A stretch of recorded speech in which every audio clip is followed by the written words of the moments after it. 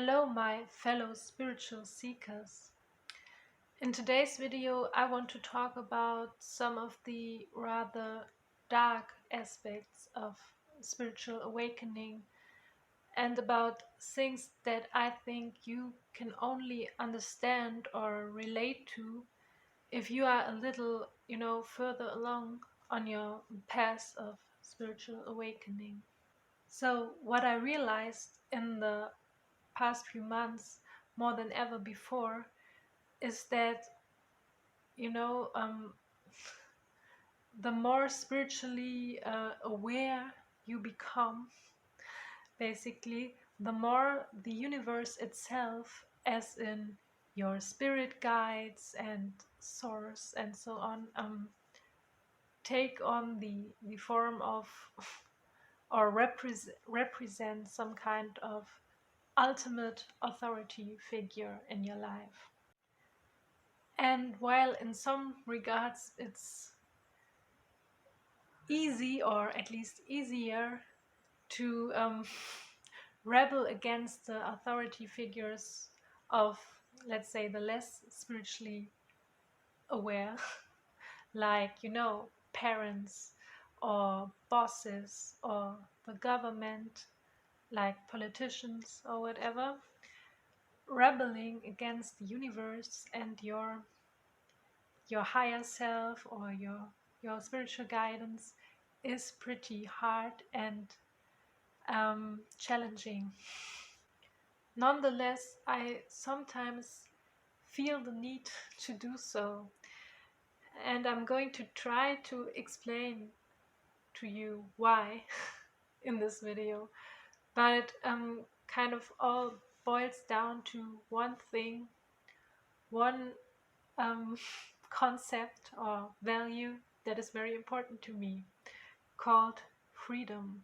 Okay, so firstly, the insight that your human self is basically just a vessel for your spirit or soul to express itself and experience certain things through you or your human self, which is the one insight that kind of really starts or triggers most people's spiritual awakening, right?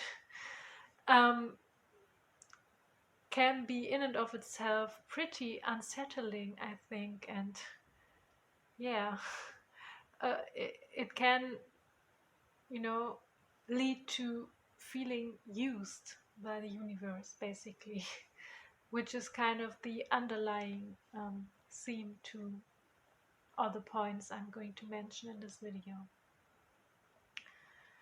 Secondly, um, as you may or may not know, there are thousands of parallel versions of you who experience different things because they made different decisions than your current you.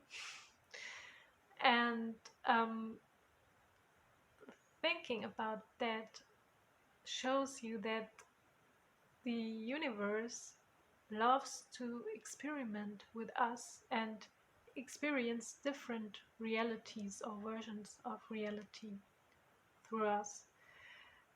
Um, but certainly it doesn't seem to care too much about whether we actually find happiness or our wanted outcomes in those different scenarios, but it much more cares about the lessons we learn and, yeah, the the changes and evolution we go through, rather than, finding lasting happiness. Fourthly, you do have free will, of course. The only problem is that if your free will decisions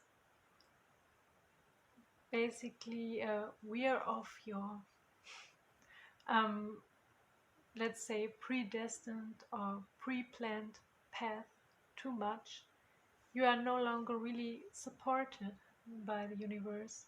but instead you are likely to experience what we refer to as tower moments in the tarot, like sudden upheavals in your life or unexpected negative events, let's say, that force you to drastically change something or that stop you in your tracks or whatever.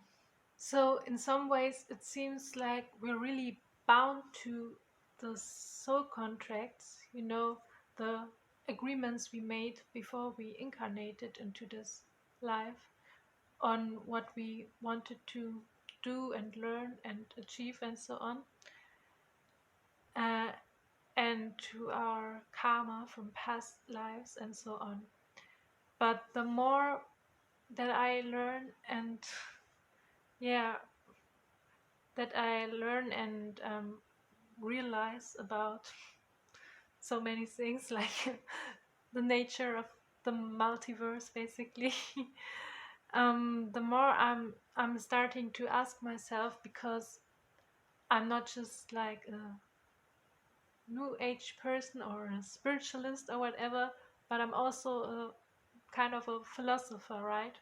So I'm starting to ask myself, what does true freedom mean?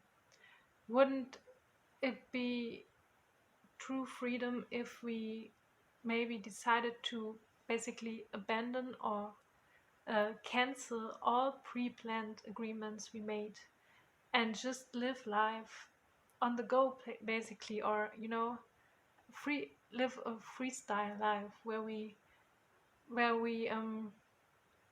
only rely on our free will decisions and basically yeah, no longer are in any way, shape, or form uh, slaves of destiny, so to say. So that's my thoughts for today. I'd gladly read your thoughts on this very complex topic in the comments. And yeah, if you like this video, give it a thumbs up and subscribe to my channel. And till the next time, bye.